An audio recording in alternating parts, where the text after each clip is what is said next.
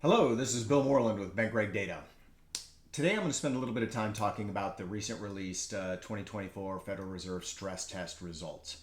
It's only been a couple of days and I've already had several phone calls on my opinion on this.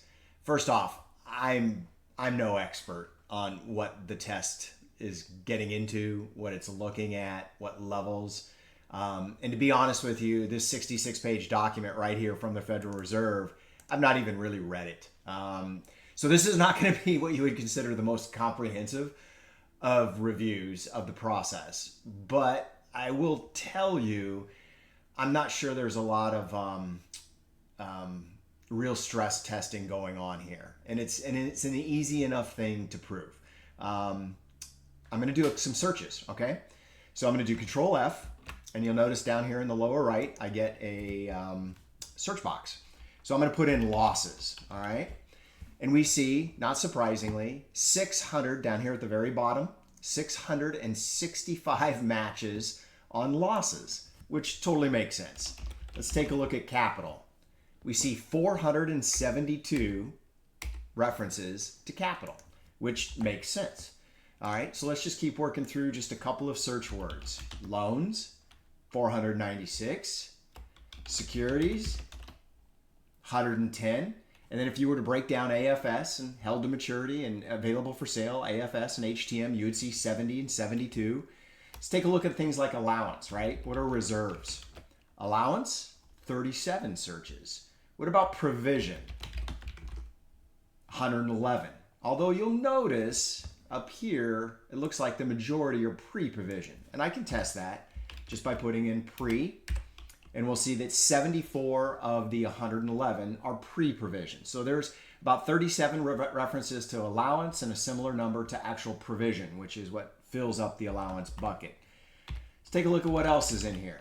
Income, 324 references to income. CRE, 267. So these are all phrases that make sense to be in the document. However, there's one which is deposits.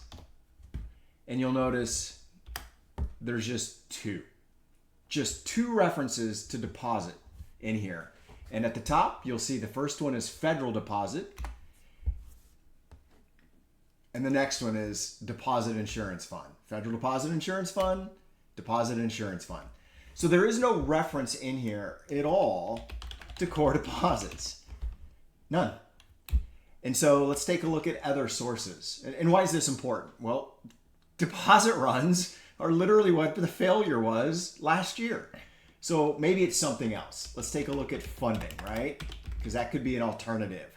And we see two references. Additional funding provided in the FDIC in connection with the bank's acquisition. Nope, not what we're looking for.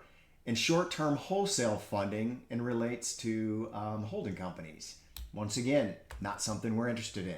What about liabilities? Trading liabilities? Trading liabilities.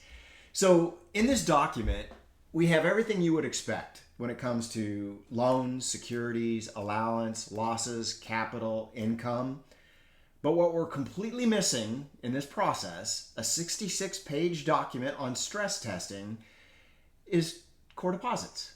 And why is this important? It's because core deposits, which was primarily the failure for Silicon Valley Bank. So here's Silicon Valley Bank. There's their growth right up here in the upper right. We come into liquidity. We go to core deposits. This is the government dumping $5 trillion of new made up money into the system, and it all flowed into banks. They sit close to the trough. So Silicon Valley Bank got a pretty good chunk of that. No one worried about this. But this little tiny amount bankrupted the bank. And so what's happening is it's not securities losses that causes a bank to fail. It's essentially the liquidation of having to sell those securities that causes that bank to fail. And what causes a bank to have to sell securities is core deposit runs. So here you see a small, little tiny $18 billion drop, tiny relative. And then you come over here and it's, what did they have to do? Well, they had to scramble to borrow from the FHLB. And you knew right then that they were in trouble. And so it was a core deposit drop that necessitated a funding problem that created the environment that having to liquidate securities. Securities, losses are all great things to look at, but how can you run a stress test when you're not looking at core deposits?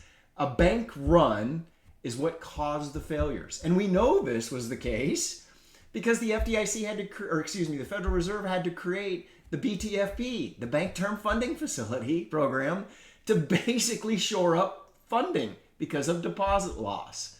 So there's absolutely no intention in this document to really put through a serious understanding of what banks are in trouble.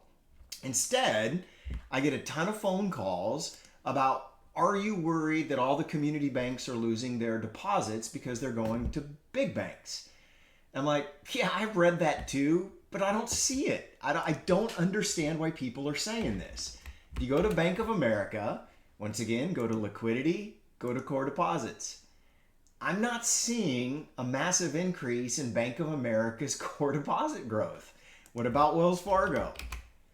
I'm not seeing it there either. What about JP Morgan?